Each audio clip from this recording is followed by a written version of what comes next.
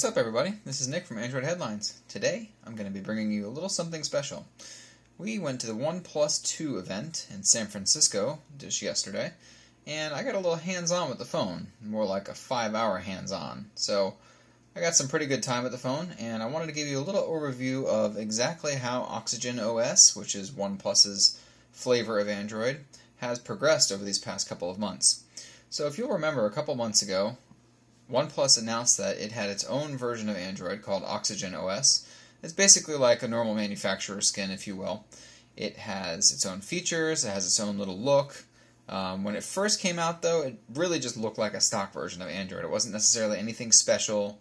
There wasn't any extra features. There wasn't a different look to Android. It was just Android 5.0 running on the OnePlus 1, developed straight from OnePlus. So OnePlus assembled an expert team of people that have been working on ROMs like Paranoid Android and maybe some other ones that you've heard about. You can look up the team on our site or around the web, but basically this is just a really cool group of people that love to work on Android. They've been making customized Android software for a long time, and now we're going to check out what they've been working on since then.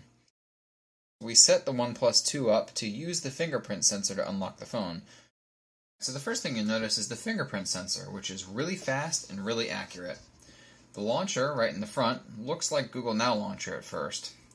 But on the left side, you'll notice it's not Google Now. Rather, it's a frequent apps and contacts page, which seems like it's going to have more added to it in the final version. Of course, there's always going to be updates that could add more than that as well. So we will see. But again, number of customization options here are looking pretty good. The face buttons by default are back and overview, so we have no stupid menu button on here, thankfully.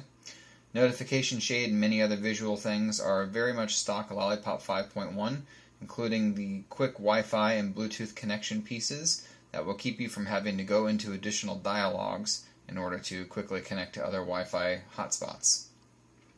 Diving into the settings menu, you might be surprised by just how much feature parity there is with CyanogenOS.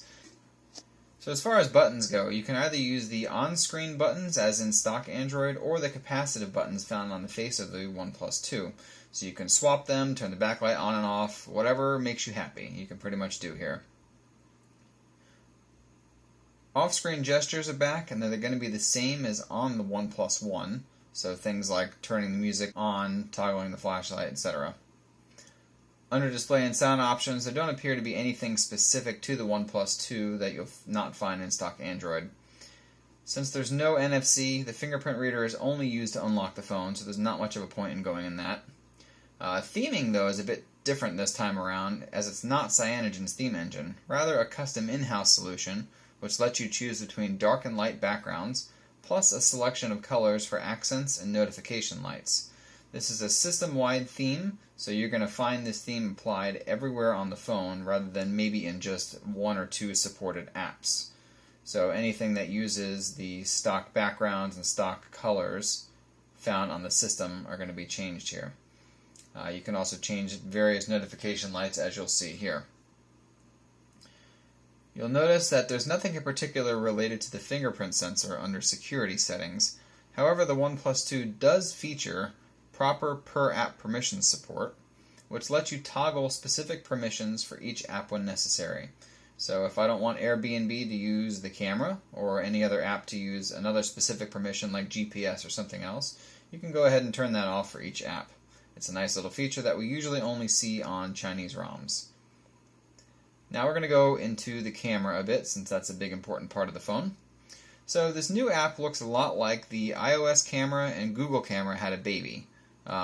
Very much a stock iOS looking interface until you start diving into the features, which work just like Google Camera. Many of the features from the OnePlus 1 are retained here with some additions and exclusions. Clear image, HDR, slow motion, and time-lapse recording are all here, as well as 4K video recording.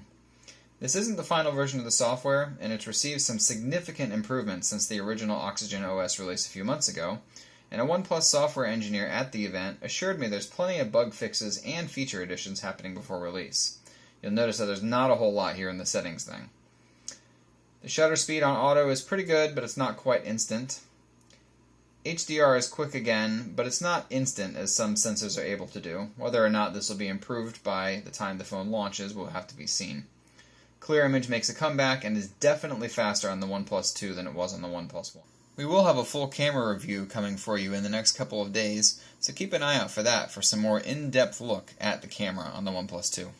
Just like with the previous phone, the OnePlus 2 features a killer audio chipset inside, with some even more killer audio tuning software to accompany it. This time around it's even more full-featured, and has a nice little software touch like previews above your thumb, things that make adjustment easier. If you ever use the one on the OnePlus 1, you'll note that anytime you change it, you really can't see what you're doing because your thumb gets in the way. There's a lot of new options here that are worth noting, including additional max audio features that weren't seen on the OnePlus 1. You'll notice a number of other software packages such as Materialistic, VLC, ViscoCam, SwiftKey, and more. Whether or not these will all be in the final version of the software is to be seen, but so far OxygenOS has impressed us on the OnePlus 2. It's super fast, seems to have a lot of features but not too many features, and in general works really well. We had a great time with the OnePlus 2, and we look forward to giving you a full review in a couple weeks. See you later.